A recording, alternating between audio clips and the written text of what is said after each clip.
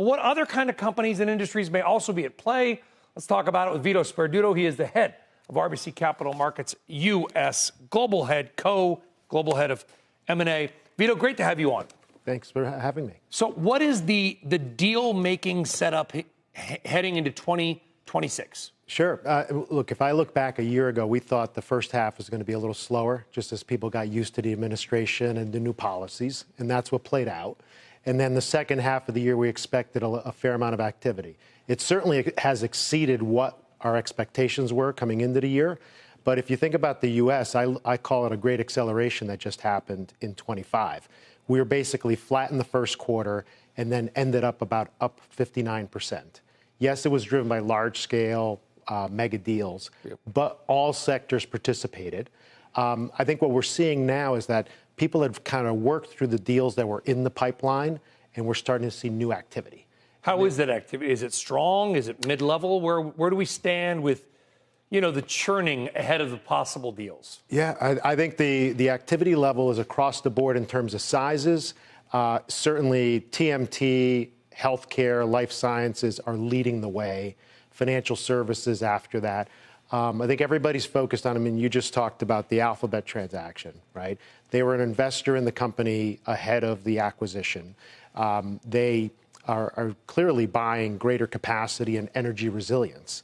And if you think about the AI play, it's no longer about the technology and necessarily the availability of capital, because there's plenty there. It's really the energy constraint, as you just showed from that chart, which illustrates it perfectly. And so folks are trying to buy that greater capacity, greater diversity of energy production.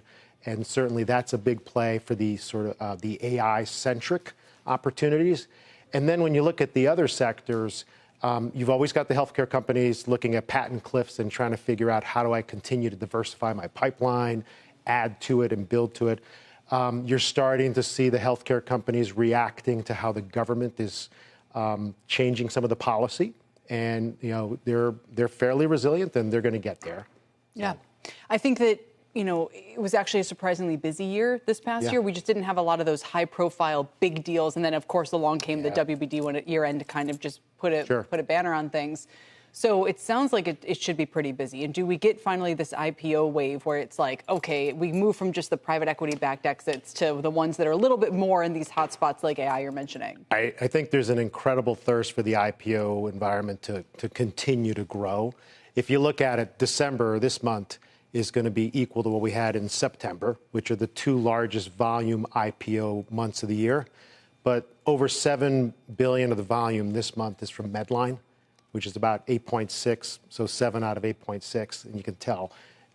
So I think going into the year, there's a fair amount of companies on the sidelines waiting to access the markets, and we're looking at some very notable large-scale situations. But that just improves the environment, because, again, it's just another opportunity for them to have a different exit alternative. What are they waiting for?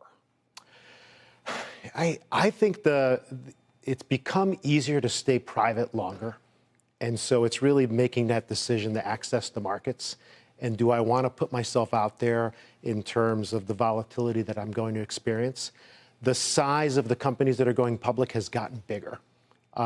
It's, what we used to experience, like I've been doing this for 35 years, what we had, 10, 20, 30 years ago in terms of what made sense to go public is certainly not the same scale that you need today. I mean, today you need a much larger scale to get public. And I think private capital and the sort of ease of staying private and having more liquidity alternatives has made it a longer timeline. But certainly we're going to see, I think, a fairly robust IPO calendar going into next year. And if we look at the private equity portfolios, there's a lot of assets in those portfolios that need to be monetized as we think about the lifespan of those companies.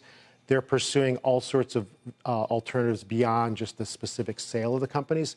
I think the IPO market's going to provide them another opportunity.